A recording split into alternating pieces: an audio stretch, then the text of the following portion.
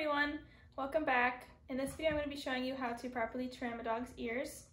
So here I have Aubrey, who I have grown out her ear hair long enough to finally do this video for you guys. But before you get started in trimming, you want to make sure that the ear hair is clean and bathed out really well. This hair gets greasy and oily pretty fast, so if you don't wash it, it's going to look like that. But also when you try to trim hair that's not clean, you're going to see scissor marks super easily. So you want to bathe this hair out really well. The other thing is you want to make sure it's completely mat free. So the way to do that is to check with a comb after you've completely dried the dog. Normally you would first go through with a slicker brush and then check that there are no mats or tangles with the comb. So this is a super fine tooth one. I'll put the details below in the comments. But what you would do is you would bring the ear completely forward and just go through it with the comb to make sure there's no mats. Go all the way to the skin and then drag down, making sure that it doesn't get caught anywhere. If it does, you might need to get your slicker brush out, or if it's a really bad mat, you might need to cut it out with thinning shears. But now that we've tested that, I'm gonna put her back in the noose so that she stays in the right place. Stand up. All right, so when trimming the ears, the standard calls for ears set high on the head, folding forward, and of a medium size. Faults are prick ears, which is straight up, or hound ears, which fall super low. If you think of like a bloodhound or a beagle, where their ears, they meet on the head really low and then they hang really low as well. So when we're trimming, we're going to try to alleviate some of the faults, try to make the illusion of a better ear set. Aubrey has a pretty correct set, Cookie, where her ears are high on the head. And also a rule of thumb when measuring is to make sure well, you can't obviously change it, but just to test it, to see if the tip of the ear meets the inner corner of the eye. Anything bigger than that, then the ears are probably going to be too big.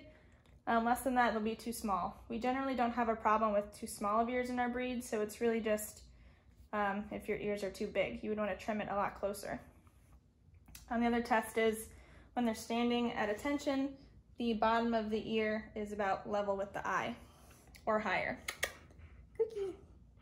When she puts it up higher, gets more excited, her ears do go up a little bit more. So with her, I'm just going to be cleaning it up. I'm not really going to be doing any hard trimming. But the first thing I do with all types of ear sets is I will trim the end. And to do that, I use these little curves, or you can use straights, but I don't use thinning shears for this part. And this is the only part I don't use thinning shears. Basically, I'll just trim the end here so that it's curved and clean. The Aussies are supposed to have a round tip. So I'll just do that. And I will go up generally about 1/4 of the ear with these scissors. But I don't go any more than that because that's what I want to use thinning shears for. So after I've done that and got a clean rounded edge, I will take my thinning shears and I will hold the ear straight up, and I will just trim the side of the ear. Before you do that, you want to comb the ear hair straight out so it's all straight. And then while you're holding the ear up with your thinning shears, anything that's sticking out, you would trim with the thinning shears. For this part, I stop at the base of the ear. We'll worry about this part later. So right now I'm just trimming around the ear on both sides.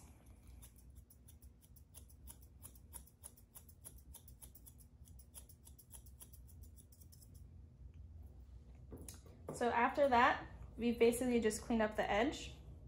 We're gonna work on the front fold of the ear.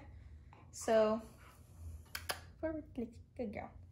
Basically the hair in front of the fold, you generally want it to be the same length as what's on the tip, maybe a little longer as you move up.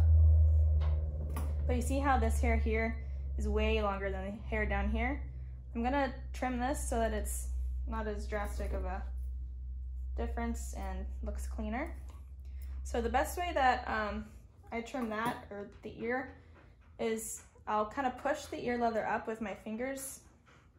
That way it kind of makes the hair stand up a little better and you can trim it. And that way you know you're also not trimming part of the ear. So I'm kind of holding the tip of the ear with these two fingers, and then with the rest of mine I'm kind of pushing the ear up so that I can get this hair. If you haven't trimmed in a while, this hair might be longer, so you could trim more there, but her hair is pretty good. It's not too long there, so I'm not going to touch that.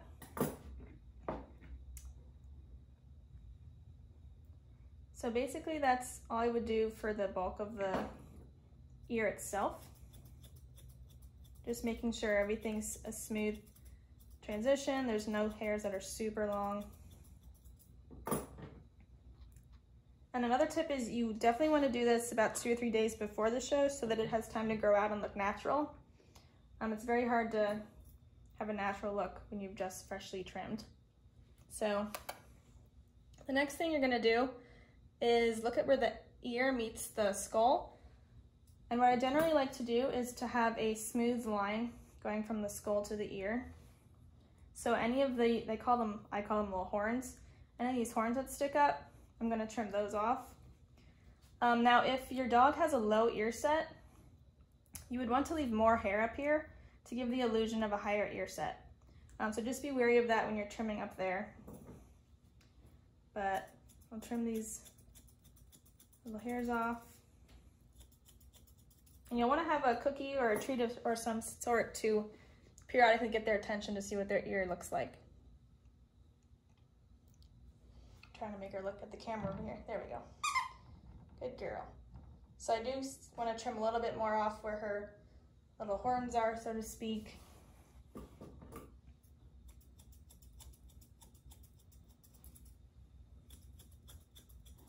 And she hasn't been trimmed in a while, so this is probably more than I would normally trim if I kept up with it. And see now it's a little bit more of a smooth transition than the other one that has it really sticking up a lot. So the next thing I would do is trim the hair underneath the ear or behind it. Generally, you would trim almost all of it off. However, it does depend on the dog.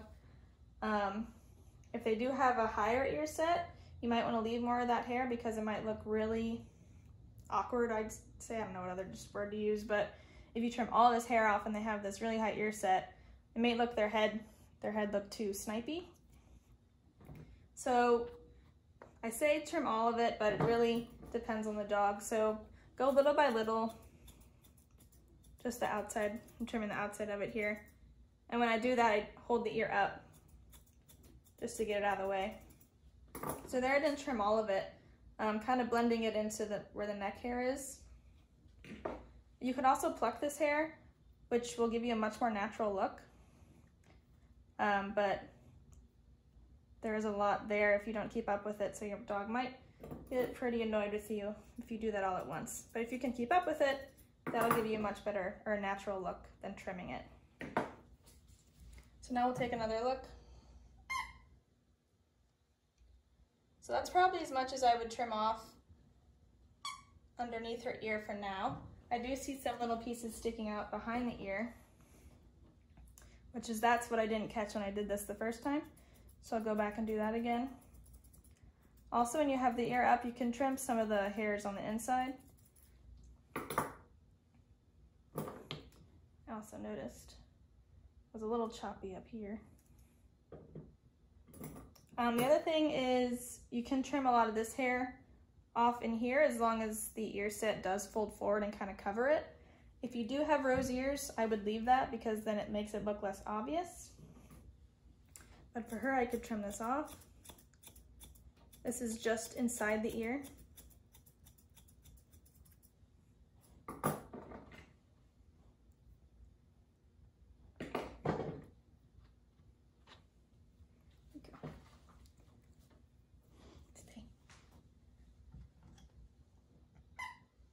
So there we have one ear is done, and I'll leave the other one, kind of brush it out so you can see the difference.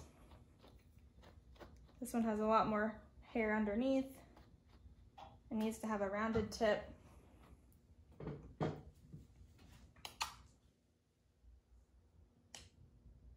But there you have the how to trim ears.